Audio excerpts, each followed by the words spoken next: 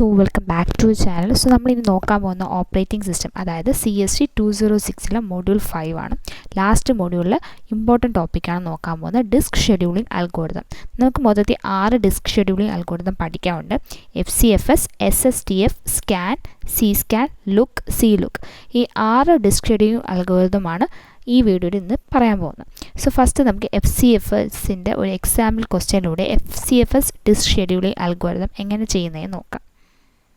അപ്പോൾ നമ്മുടെ ക്വസ്റ്റ്യൻ ഇതാണ്: consider a disk queue with request for input or output to blocks on സിലിണ്ടറിൻ്റെ numbers കൊടുത്തിട്ടുണ്ട് in the order.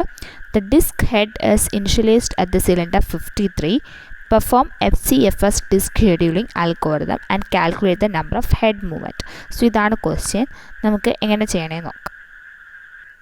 So first എന്താ ചെയ്യേണ്ടതെന്ന് വെച്ചാൽ, നമുക്ക് ആ സിലിണ്ടേഴ്സ് ഒരു ഓർഡർ തന്നിട്ടില്ലേ, ആ ഓർഡർ ആദ്യം ഒന്ന് എഴുതുക. FCFSൽ തന്നിട്ടുള്ള ഓർഡറിൽ 0 വെച്ചെഴുതുക. 0 സ്റ്റാർട്ട് ചെയ്തിട്ട് 98, 183, 37, 122, 14, 124, 65, 67, ലാസ്റ്റ് 199, 0 to 199 വരെയല്ലേ പറഞ്ഞു. ഇനി നമ്മളത് വരയ്ക്കാൻ വേണ്ടി പോവുകയാണ്. വരയ്ക്കാൻ വേണ്ടി പോകുമ്പോൾ ഫസ്റ്റ് 0യിൽ നിന്ന് സ്റ്റാർട്ട് ചെയ്യുക. എന്നിട്ട് 0 കഴിഞ്ഞ് ഇതിൽ ഏറ്റവും ചെറുത് ഏതാ, 0 കഴിഞ്ഞ് കുറച്ചും കൂടി വലുത്, ചെറുത് 14 എഴുതുക. നെക്സ്റ്റ് അതും കാട്ടി കുറച്ച് വലുത് 37, അതായത് അസെൻഡിങ് ഓർഡർ, ചെറുതിൽ നിന്ന് വലുതിലോട്ട് ഇതിനെ മാറ്റി എഴുതുകയാണ് ചെയ്യണം. 37, 53 ഇതിലില്ല, 53 വെച്ച് ഇനിഷ്യലൈസ് ചെയ്യാൻ വേണ്ടി പറഞ്ഞുകൊണ്ടാണ് 53, 37 കഴിഞ്ഞ് 53 എഴുതിയത്. നെക്സ്റ്റ് 65, 67, 98, 122, 124, 183, 199.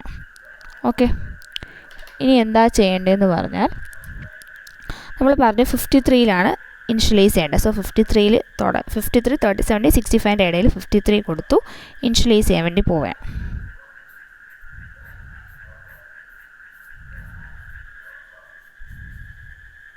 Okay, 53യിലാണ് നമ്മൾ സ്റ്റാർട്ട് ചെയ്യാൻ പോകുന്നത്. 53യിൽ നിന്ന് എങ്ങോട്ടാണ്, 98ലോട്ടാണ് പോകുന്നത്. സോ 53യിൽ നിന്ന്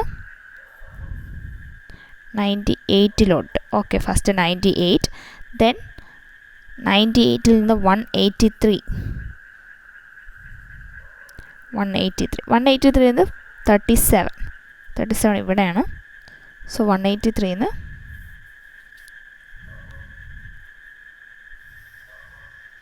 37 കാരണം 122, 14, 124, 65, 67, 199. കണ്ടോ, ഞാൻ വരച്ച് കണ്ടോ?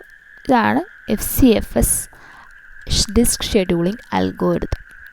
ഓക്കെ, ഇനി നമുക്ക് ഇമ്പോർട്ടൻ്റ് ആയിട്ട് ഇനി നോക്കാനുള്ളത് നമ്പർ ഓഫ് ഹെഡ് മൂവ്മെൻറ്റ് കണ്ടുപിടിക്കണം.